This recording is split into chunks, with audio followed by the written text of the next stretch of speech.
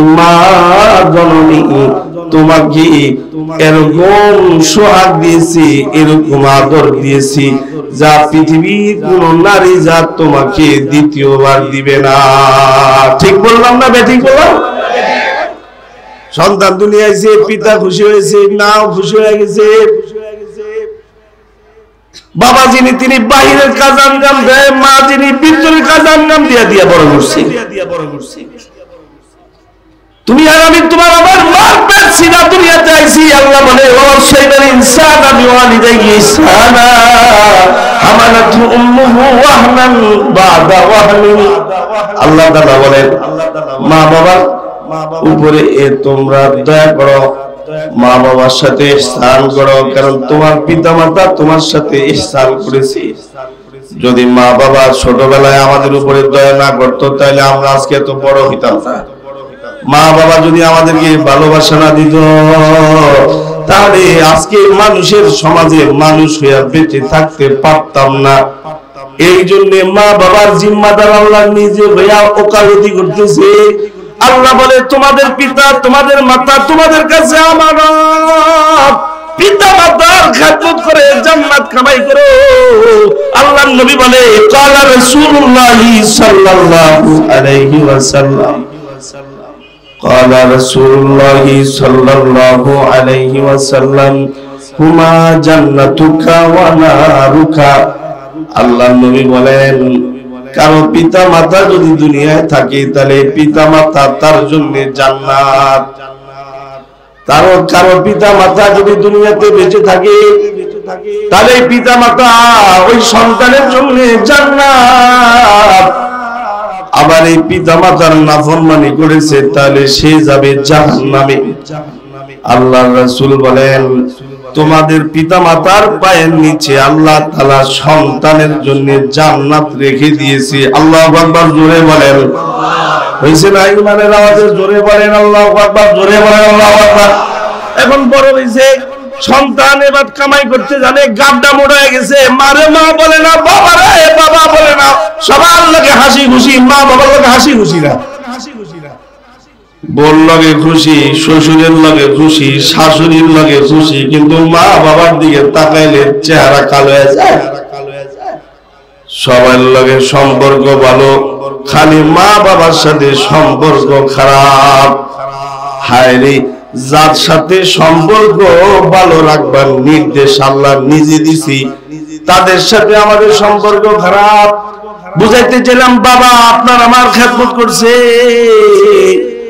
আপনার আমার শখ হয়েছে একটা সুন্দর জামা পরার, শক্ত হয়েছে কিন্তু কামাই তো নাই।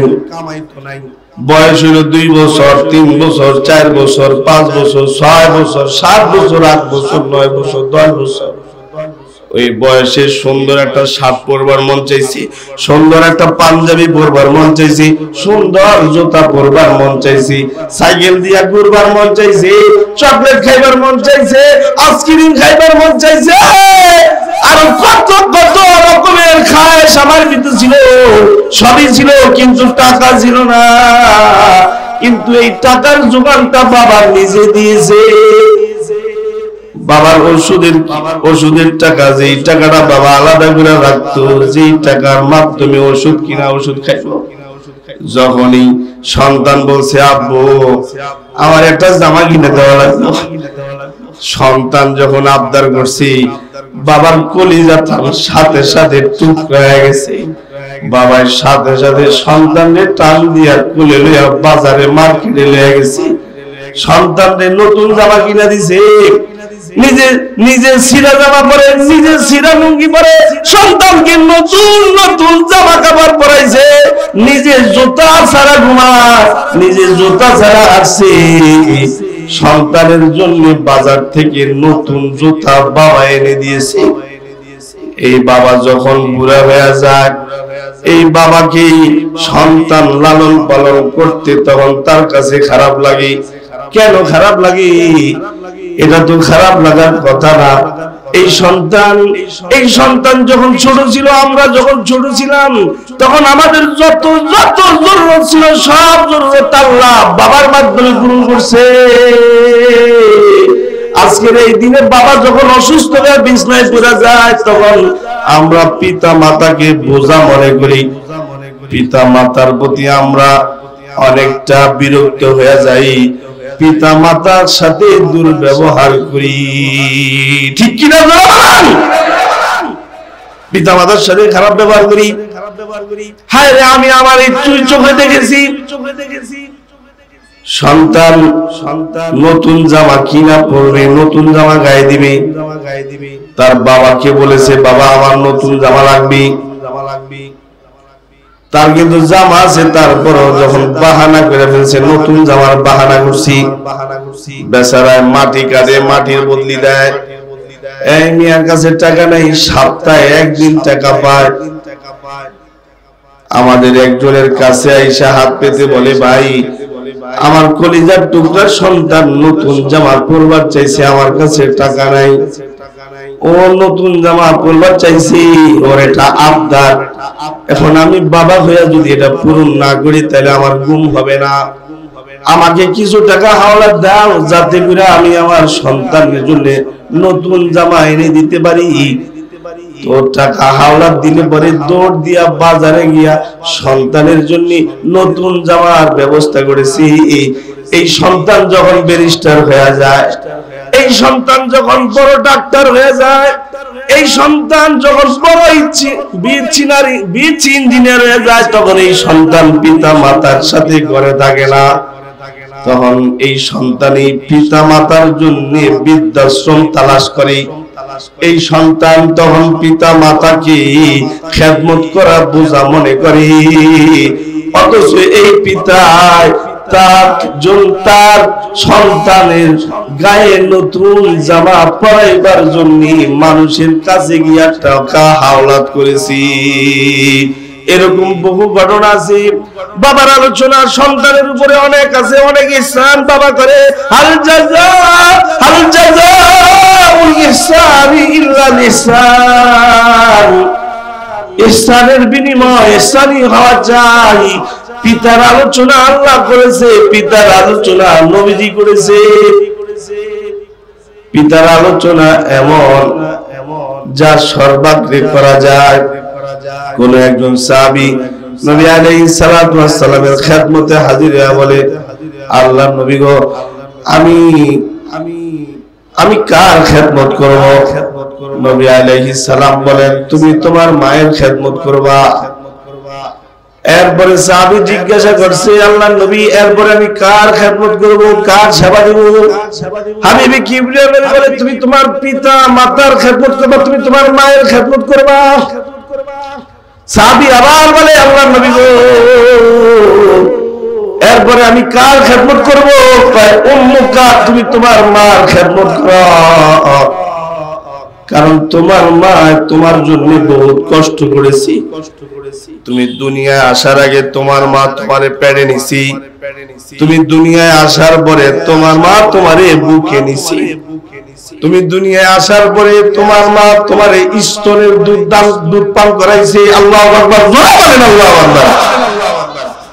সাহাবী বলেন, আল্লাহর নবী এরপরে আমি কার খেদমত করব? হাবিবে কিবরিয়া নবী বলেন, তুমি তোমার পিতার খেদমত করবি। এই হাদিসে আল্লাহর নবী মায়ের খেদমতের কথা 3 বার বলেছে, পিতার খেদমতের কথা 1 বার বলেছে। পিতার খেদমত অনেক হইছে, কিন্তু পিতার খেদমতের আলোচনাও আল্লাহর রাসূল করেছে। আবার মায়ের খেদমতের আলোচনাও আল্লাহর নবী উম্মতকে শোনায় গেছে। মা বাবার আলোচনা এটা কইরা শেষ করা যাবে না। পিতা সন্তানের উপরে ইহসান করেছে, কিন্তু বর্তমান সময়ে সন্তান পিতা মাতার উপরে ইহসান করতে রাজি না। আরে পিতার খেদমত তো অনেক হয়েছে, এর চেয়ে 1000 গুণে বেশি খেদমত মা করে। মা যিনি মা করে, ও মার খেদমত সন্তান যদি না করে তাহলে মা কষ্ট পায়। মা বাবা এমনই এক নিয়ামত আল্লাহর তরফ থেকে, যদি মা বাবারে সন্তান কষ্ট দেয় তারপরে কষ্ট নেয় না, সন্তানকে মা বাবা বদদুয়া দেয় না।